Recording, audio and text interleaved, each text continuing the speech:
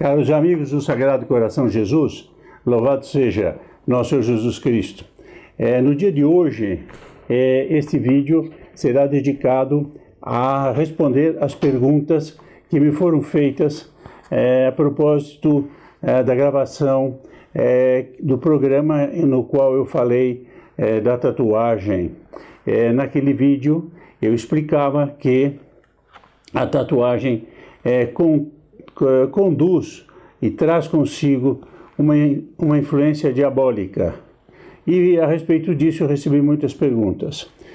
Meu nome é Atílio Faoro, eu estou gravando este vídeo para a Associação do Sagrado Coração de Jesus, com o objetivo de difundir a devoção ao Sagrado Coração de Jesus em todo o Brasil.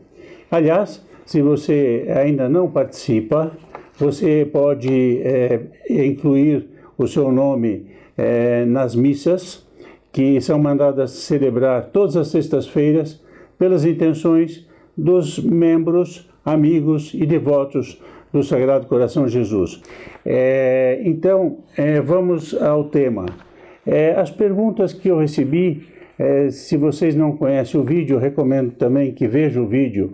Ele aparece aqui em cima, ou no fim deste vídeo, você terá a oportunidade de rever o vídeo.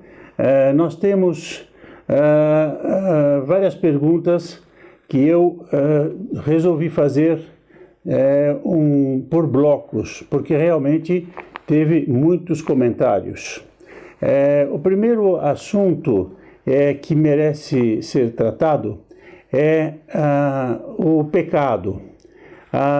Uma pessoa aqui me pergunta assim: obrigado por este vídeo, mas eu tenho uma dúvida.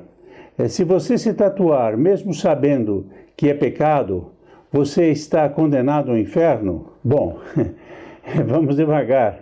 A doutrina católica não é assim. A doutrina católica ensina que existe pecado mortal e pecado venial. Pecado venial é uma falta que não é de matéria grave, conduz ao pecado mortal, mas não tira o estado de graça. O pecado mortal, pelo contrário, é um ato deliberado, consciente e voluntário sobre uma matéria grave. Por exemplo, os mandamentos, os 10 mandamentos da lei de Deus são matérias graves. Se uma pessoa comete um pecado sabendo que é pecado, ele perde o estado de graça e tem que se confessar. Então, agora, a pergunta eu vou ao inferno? Não, você vai ao inferno se você estiver em estado de pecado mortal e morrer nesse estado e for levado e não se arrepender dos seus pecados e não se confessar deles. E por isso é preciso pedir a Nossa Senhora a graça da penitência final. É uma graça especial que Deus dá, e quando nós rezamos na Ave Maria, agora e na hora de nossa morte, porque nós estamos pedindo que na hora da nossa morte, Nossa Senhora nos ajude a ter a penitência final, o arrependimento. E, evidentemente, não vamos esperar na hora da morte, porque pode ser que a morte venha subitamente. Então, você não vai ao inferno simplesmente porque se tatuou, sabendo o consciente e voluntário.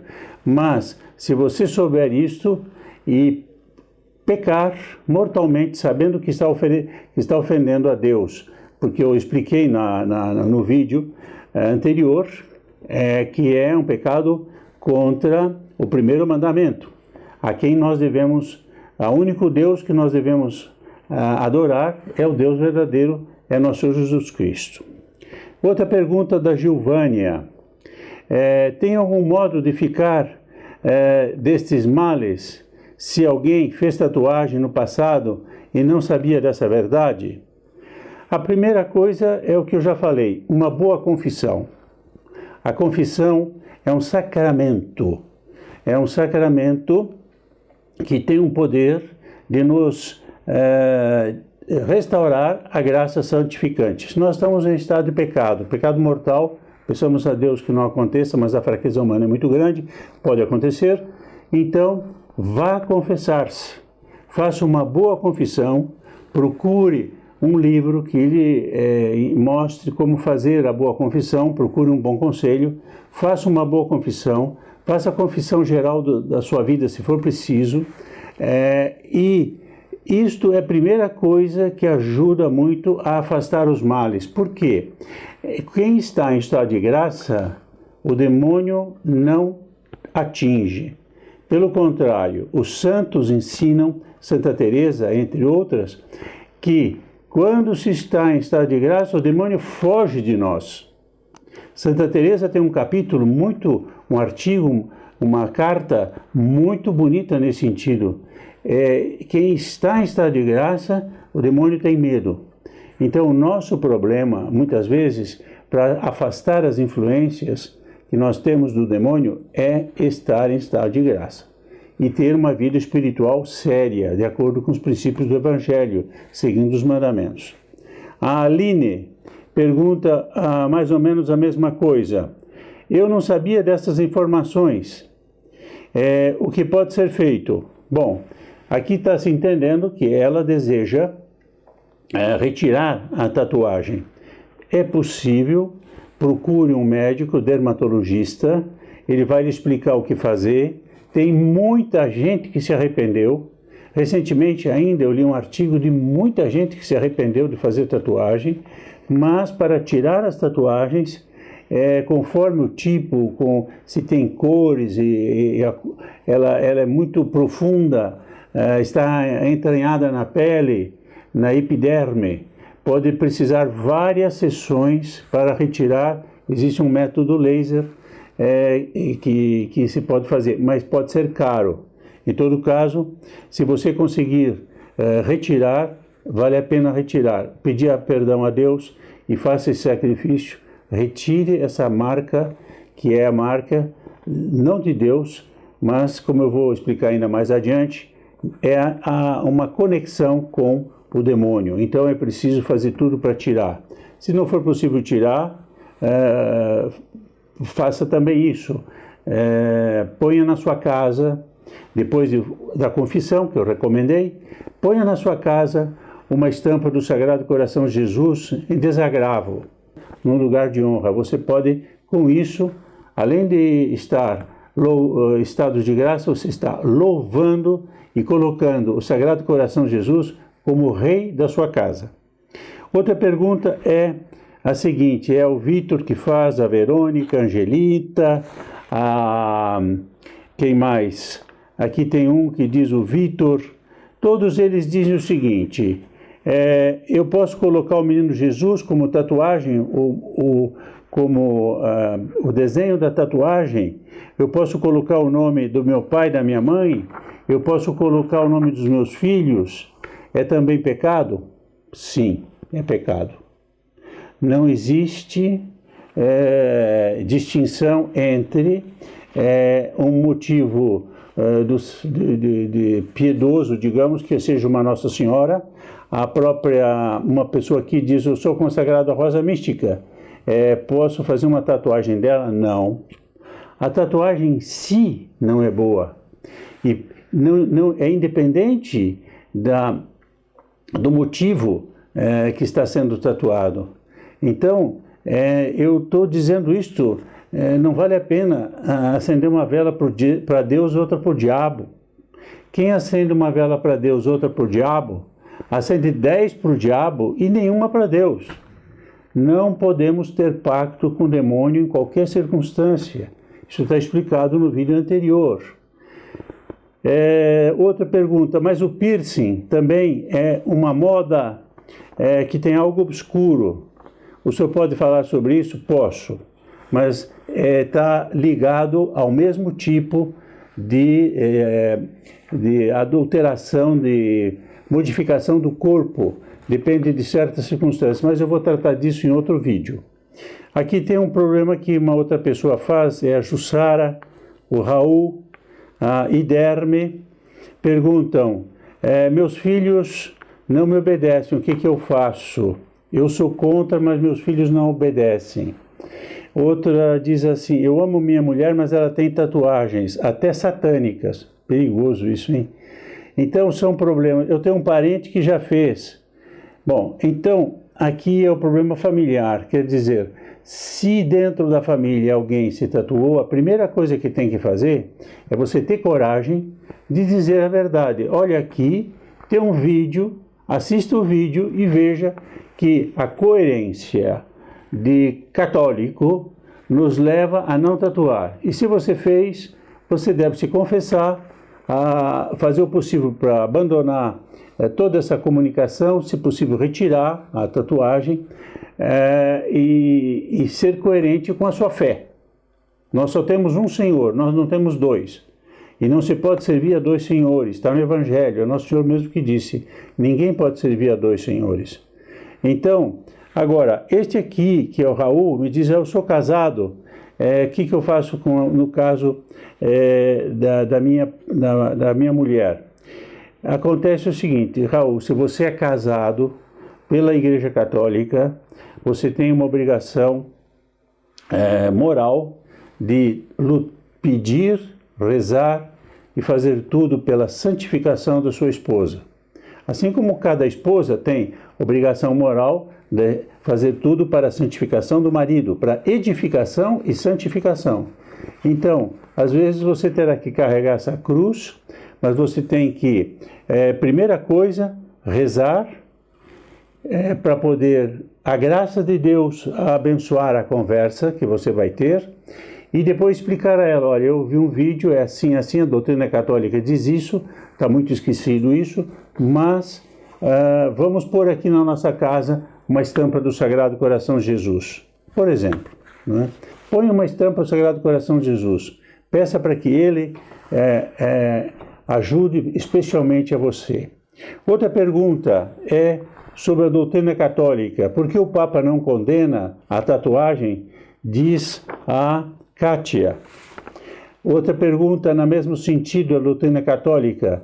Eu conheço cristãos católicos que têm imagens de Jesus e Maria. Isso também remete a uma vinculação espiritual com Satanás? Vocês vejam aqui, já vou responder tudo isso. Como fica a vida hoje, servir ao Senhor? Eu cometi o pecado de tatuagem. Aqui se vê que a pessoa está arrependida. Me arrependi, confessei, e hoje faço trabalhos pastorais e vou me consagrar a Nossa Senhora em dezembro. Muito bem! Chama-se Elaine. Muito bem, Elaine. Consagre-se a Nossa Senhora. Muito boa conclusão. Abandone tudo que você tinha, consagre, mude de vida e ponha tudo nas mãos de Deus. Você está dando um exemplo aqui para todo mundo. Agora, a pergunta que fica os católicos, e isso aqui já é o Esther que diz, católicos praticantes que têm tatuagem, e os padres já não falam mais que é pecado a tatuagem. Bom, eu creio que aqui nós temos que explicar o seguinte, a doutrina católica é clara a respeito do primeiro mandamento, de que não se pode adulterar, embora não exista um documento, como queria aqui a Kátia, se o Papa falasse. Nós estamos numa época, a primeira parte da resposta, em que, infelizmente, a crise na igreja é muito grande, é uma confusão muito grande dentro da igreja. Nós não temos mais bons padres, bons bispos. Infelizmente, o Papa também não trata dos temas espirituais que os católicos estão preocupados. Isso é uma realidade, não podemos esconder o sol com a peneira. E nós temos que rezar primeiro para que venham bons padres como o Padre Pio. Entretanto, eu quero dizer duas coisas.